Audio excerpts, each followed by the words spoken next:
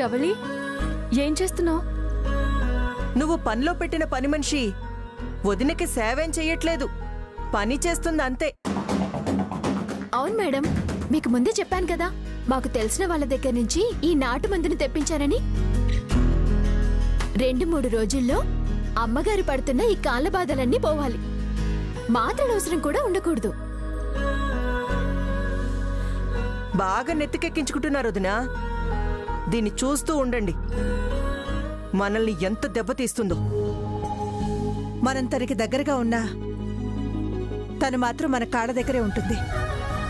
ఇప్పుడు చెప్పు, ఎవరిది పెద్ద త్యాగం? మీకు చెప్పాలనుకోవడం నాది బుద్ధి తక్కువ. ఛీ!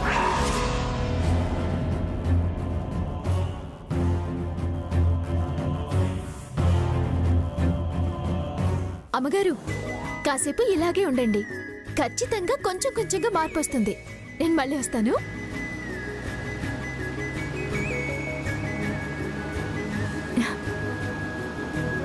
ఏమంటారు మేడం మీరు రవళి గురించి? నీకు నచ్చింది కదమ్మా వసుంధర, చాలా ఒద్దుకైన పిల్ల, మంచి మనసున్న మనిషిలా కనిపిస్తుంది. తన్ని మనమే కాపాడుకుందాం. అవును మేడం, తనిప్పుడు కష్టాల్లో ఉంది, మనమే తనకి సహాయపడాలి. జోగేంద్ర మనిద్దరిలో ఎవరికి ఫోన్ చేసినా మనం 2 నిమిషాల పాటైనా వాడిని కాల్ కట్ చేయకుండా చూసుకోవాలి. లేదంటే సలీం గారికి జోగేంద్ర నంబర్ని ట్రాప్ చేయడానికి చాలా కష్టం అవుతుంది. జోగేంద్రకి నేనంటే కోపం, భయం 2 ఉన్నాయి వసు. తను నాతో అంతసేపు మాట్లాడడానికి ఇష్టపడ్డాము. వాడు నన్ను అవమానించినా పర్లేదు వసుంధరా, నీకోసం వాడిని కన్విన్స్ చేయడానికి ప్రయత్నిస్తాను. వాడు దొరికేంత వరకు ఓపిక పడతాను వంశీసో. ఈసారి జోగేంద్ర మన చేతికి చిక్కితే ఆ నీచుణ్ణి చంపకుండా వదిలిపెట్టను. చచ్చా, జోగేంద్ర దుర్మార్గుడే అయినా వాణ్ణి చంపకుండా దండించడమే మంచిది. ఈసారి జోగేంద్రకి ఎలా బుద్ధి చెప్పాలో నాకు తెలుసు. ముందా వీధి రౌడీని, అంటే ఆ జోగేంద్రని మామూలు మనిషిగా మార్చడానికి ప్రయత్నిద్దాం. జోగేంద్ర చేసిన నీచమైన పని మీకు తెలిస్తే వాణ్ణి చూడ్డానికి కూడా మీరు ఇష్టపడరు వంశీసో. మీ ముందు జోగేంద్ర నిలబడలేడు. జోగేంద్ర ఎక్కడున్నాడో తెలిస్తే గుట్టుగా వాణ్ణి నేనే చంపేస్తాను సార్. ఏంటి వసు మాట్లాడు? వాడు మారతాడన్న నమ్మకం నీకు లేదా? నువ్వు చెప్పే మంచి మాటలకి నేనే మారాను. మనం చెప్తే వాడు మారడా? మారడు వంశీ సార్. జోగేంద్ర మన శత్రువు. శత్రువెప్పుడు మనం చెప్పేది మంచా చెడా అనేది వినాలనుకోడు, వినడు కూడా. ఆ జోగేంద్ర ఒక రాక్షసుడు. డబ్బు కోసం తన వాళ్లను, తనతో ఉన్న వాళ్లను కూడా బలి చేశాడు. వాడి పాపం పెరిగిపోయింది. వాడికున్న చెడు ఆలోచనలతో భూమికి బరువెక్కువైపోతుంది సార్. నువ్వు చెప్తే నేను వింటాను వసుంధరా. శ్రీరామచంద్రుడికి మొక్కుకొని జోగేంద్రకి శిక్ష పడేలా చేద్దాం, పద.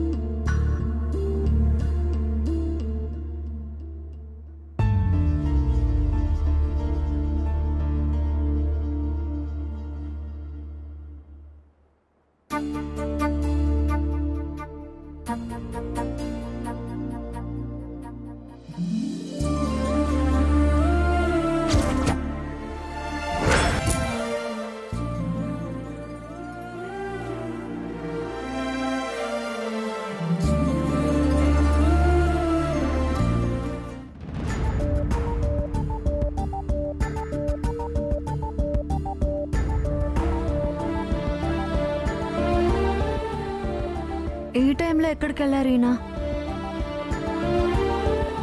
శ్రీవారు, శ్రీవారు, శ్రీవారు, శ్రీవారు, ఆనంద్ గారు!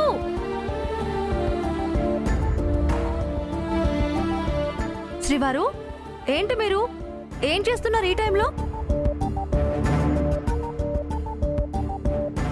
ఏం లేదు శ్రీమతి గారు, ఏదో చిన్న పని ఉంటేను నిద్ర పట్టకపోయేసరికి ఇలా వచ్చాను. అవును, అయినా మీరెందుకు వచ్చారు? ఈ అర్ధరాత్రి పూట మిమ్మల్ని ఎవరైనా వచ్చి ఎత్తుకెళ్ళిపోతారేమోనని వచ్చాను. మీకు బర్త్డే విషెస్ చెప్పడానికి ఒక మనిషి తగ్గిపోతాడనే కదా మీ ఉద్దేశం? కాదులేండి, ముందు పదండి, గదిలోకి వెళ్దాం. రండి. అయ్యో, రండి, పదండి.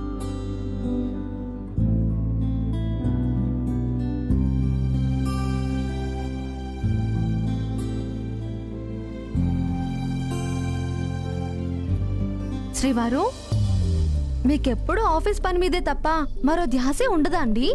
ఎందుకు లేదు, మీ బర్త్డే సెలబ్రేషన్ గురించే కదా ఇప్పుడు నేను ఆలోచిస్తుంది. ఏంటండి? అవును శ్రీమతి గారు, నేను వర్క్ చేసింది కూడా మీ బర్త్డే సెలబ్రేషన్లో భాగమే. ఏమో శ్రీవారు, మీరు అంటుంది నాకేం అర్థం కావట్లేదు. నగలు, బట్టలు, వస్తువులు ఇలాంటివి మీకోసం ఎన్ని కొన్నా ఇంకా మీకోసం ఏదో తక్కువ చేస్తున్నట్టు అనిపిస్తుంది శ్రీమతి గారు.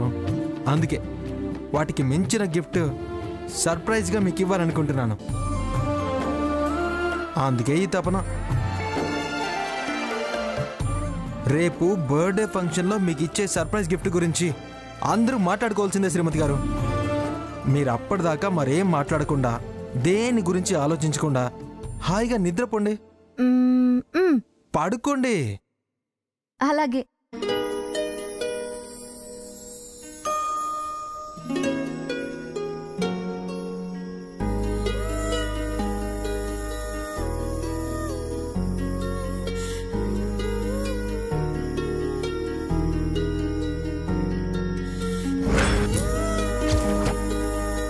మీరు నన్ను ప్రేమించడానికి, మెప్పించడానికి ఏమైనా చేస్తారు శ్రీవారు.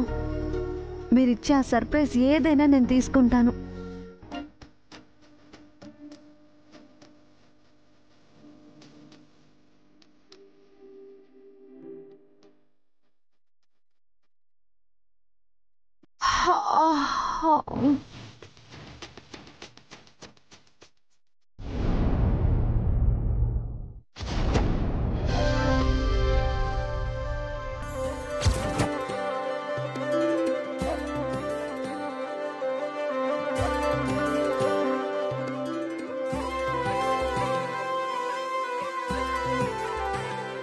ఎంతో అందంగా ఉండే వసుంధర మేడం అందమైన ముగ్గు వేయబోతున్నారన్నమాట.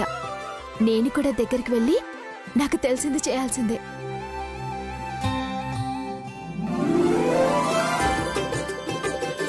మేడం, ముగ్గు వేయబోతున్నారా? ఏం రవలి, నన్ను చూస్తుంటే అలా అనిపించడం లేదా? అలా అని కాదు మేడం, మిమ్మల్ని చూడగానే మీకంటే ముందుగా నాకే ఇంటి ముందు ముగ్గేయాలనిపించింది. నాకు ఒక అవకాశం ఇవ్వండి, చుక్కల ముగ్గు బాగా వేస్తాను. అయ్యో, తప్పకుండా వెయ్యి. బాగా వేయాలి. మీరు చూస్తూ ఉండండి మేడం, ఎంత బాగా వేస్తానో మీకే తెలుస్తుంది. సరిపదా.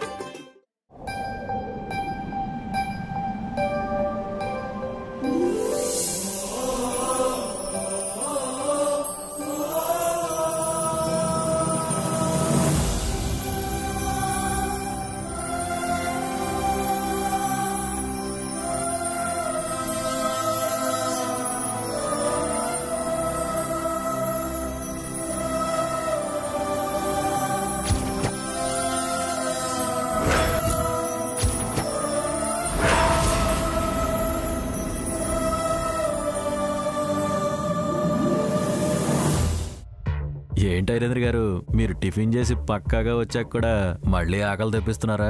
మా వసుంధరాను ఆ కొత్త పని మనిషి. జోగేంద్ర, వాళ్ళని చూస్తుంటే కోపంతో నాలుక కొరుక్కుంటున్నాను. లోపలే నన్నింకా ఉడికించావో మంచి మాటలు వచ్చేలా లేవు నా నోటి నుంచి. ఎందుకంటే ఐరేంద్ర గారు ఊరికి అలా ఇసుక్కుంటారు? వాళ్ళు ఏమైనా మీ ఇంటి నుంచి విలువైన వస్తువులు దొంగతనం చేసుకుని ఇంటి నుంచి పారిపోతున్నారా ఏంటి? కాదు, అంతకంటే ఘోరమైన తప్పే చేస్తున్నారు వాళ్ళు. ముందుగా పనికిరాని వసుంధర ఇంట్లో అడుగుపెట్టింది. కొన్నాళ్ల తరువాత మెల్లగా తన చెల్లెల్ని ఇంట్లోకి తీసుకొచ్చింది. ఇప్పుడు ఆ మొరట మొహందాన్ని కూడా ఎటూ పోకుండా ఉంచేసింది. వీళ్ల రాకతో ఇంటికున్న విలువే కాదు, ఇంట్లో ఉన్న మా అమ్మ కూడా దూరంగా వెళ్ళిపోయింది. నేనిదంతా చూస్తూ సహించలేకపోతున్నాను. మనం ఇప్పుడు ఎంతకంటే ఏం చేయగలం ఐరేంద్ర గారు? ఒక మంచి అవకాశం కోసం ఎదురు చూడటం తప్ప. నువ్వు జీవితాంతం ఎదురు చూస్తూనే ఉంటావు జోగేంద్ర. అయినా వాళ్ళకి ఎదురెళ్లే ధైర్యం నీకెక్కడుంది? మా అమ్మ ఒంటి చేత్తో వసుంధరని ఈ ఇంటి నుంచి గెంటించేయలేకపోయింది. ఇంక నీ శక్తి సామర్థ్యం మీద నాకస్సలు నమ్మకం లేదు.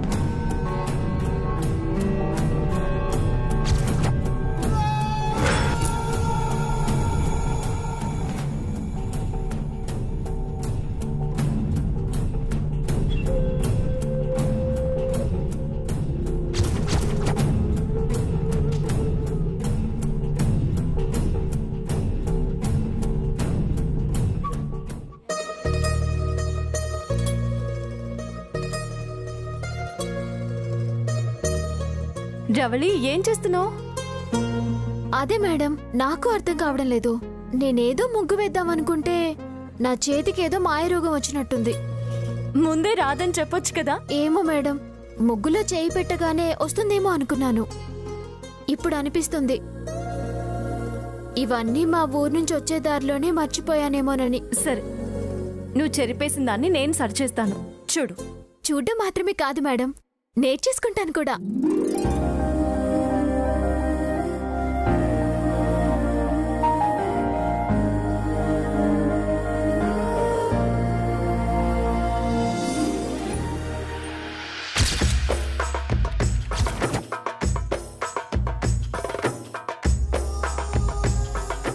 ఇద్దరు పనివాళ్లు బయటే ఉన్నారు.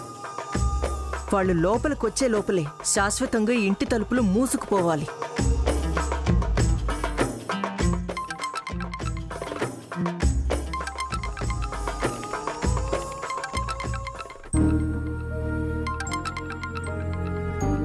మేడం, మీ ఫోనే రింగ్ అవుతున్నట్టుంది. నేను వెళ్ళి తీసుకొస్తానులేండి.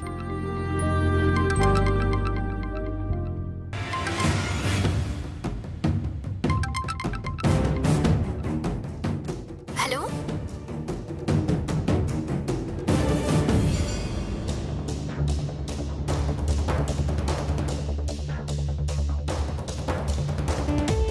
వామ్మో, ఈ అమ్మాయి ఫోన్ ఎత్తుందేంటి? వెంటనే వసుంధర ఫోన్ ఎత్తేలా ఏదో ఒకటి చెయ్యాలి.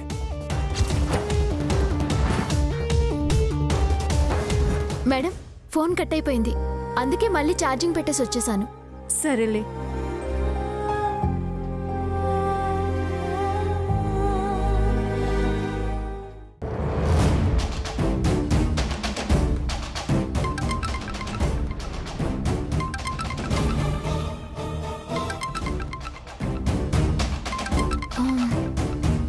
మేడం, మళ్ళీ కాల్ వస్తున్నట్టుంది. నేను వెళ్ళి తీసుకొస్తాను. ఆహా, వద్దొద్దు, నేనే వెళ్ళి తీసుకొస్తాను. ముగ్గు కంప్లీట్ అయిపోయింది, నువ్వు రంగులు వేయి.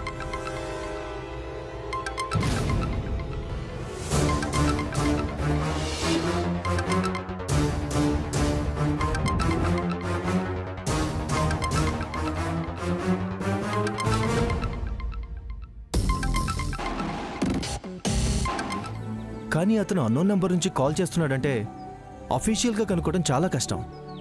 అందుకే అతను మీకు కాల్ చేయగానే వాడు ఎన్ని మాటలన్నా భరిస్తూ వాడిని లైన్లో ఉంచండి. వాడిని నేను ట్రాప్ చేస్తాను.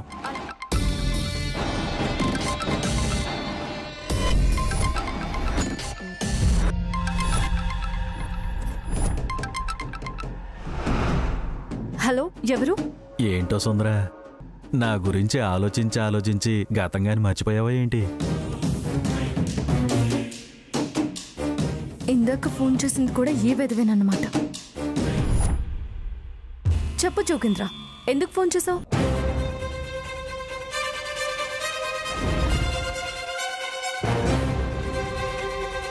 ఇదేంటి తేడాగా ఉంది? ఎందుకు ఫోన్ చేశానంటే ఎన్నిసార్లు చెప్పినా నువ్వు నా మాటలకు లొంగట్లేదు బంగారం. ఇంకా ఎన్నాళ్ళు ఇలా నీకోసం నిరీక్షించాలి చెప్పు? ఏదో ఒకటి చెప్తావని చెప్పి అడుగుదామని కాల్ చేశా. నేనేం చెయ్యాలన్నా నువ్వు ఇంకొన్ని రోజులు ఆగాల్సిందే. ఆ టైం వచ్చేదాకా నువ్వు నిలబడాల్సిందే.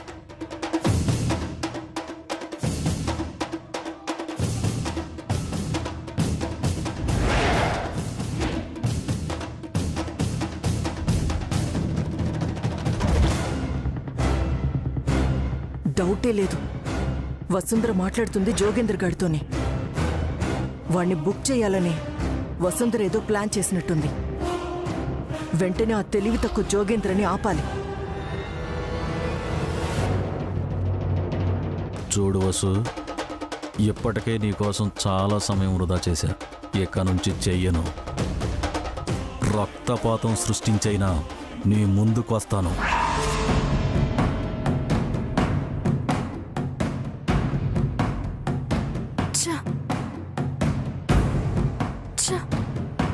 ఇంకొక 2 సెకండ్లు వాడు మాట్లాడుంటే బాగుండేది. ఏంటండి నరేంద్ర గారు, నా వసుతో మాట్లాడుతుంటే ఫోన్ లాక్కుని అలా కట్ చేసి పారేస్తారండి మీరు? పిచ్చి జోగేంద్ర, అది వయ్యారంగా ఫోన్ మాట్లాడుతుంది నీ మీద ప్రేమతో కాదు. నిన్ను ఇరికించాలనే అదేదో ప్లాన్ చేసింది. ఆ ప్లాన్ ఏంటో నేనే నా కళ్ళారా చూశాను.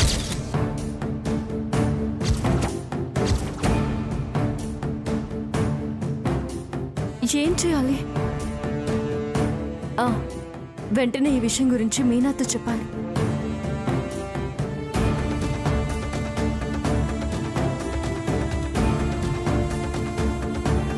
హలో వసుంధరా గారు, చెప్పండి, ఏంటి ఫోన్ చేశారు? అది మీనా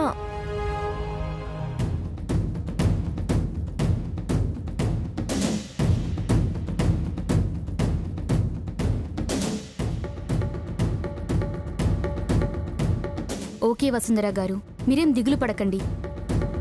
మరోసారి నేను సలీంతో మాట్లాడతాను. ఈసారి 2 నిమిషాలైనా వాడు మాట్లాడేలా ట్రై చేయండి. తప్పకుండా మీనా.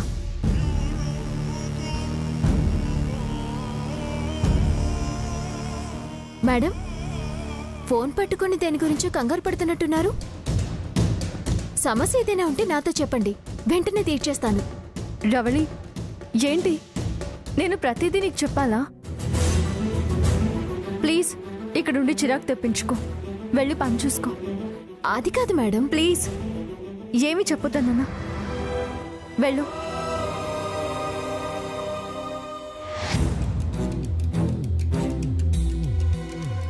ఏంటి ఐరేంద్ర గారు మీరు చెప్తుంది? నిజమే జోగేంద్ర, వసుంధర నిన్ను ఎలా అయినా ట్రాప్ చేయాలనే నువ్వు ఫోన్ చేయగానే నీతో మాట్లాడుతున్నట్టు మాట్లాడి స్టాప్ వాచ్ని ఆన్ చేస్తుంది. కరెక్ట్గా నువ్వు కట్ చేసే ముందు ఆఫ్ చేస్తుంది. అమ్మో అమ్మో అమ్మో అమ్మో, అయితే మన గురించి వసుంధరకి ఏమైనా తెలిసిందంటారా ఐరేంద్ర గారు? మన దుర్మార్గాలన్నీ ఆల్రెడీ వసుంధరకి తెలుసు కదా, ఇక కొత్తగా తెలుసుకోవాల్సిందేముంది?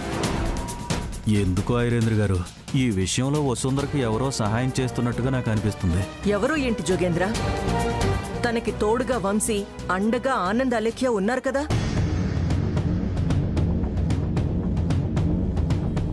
మామూలుగానే వసుంధర నువ్వంటే రెచ్చిపోతుంది. రోజు నువ్వు ఫోన్ చేసి విసిగిస్తుంటే వాళ్ళు నీ అంతు చూడకుండా ఎలా ఉంటారు జోగేంద్ర? అయినా మరేం పర్వాలేదు ఐరేంద్ర గారు, వాళ్ళు మనల్ని అంత ఈజీగా పట్టుకోలేరు. మనల్ని కాదు, నన్ను.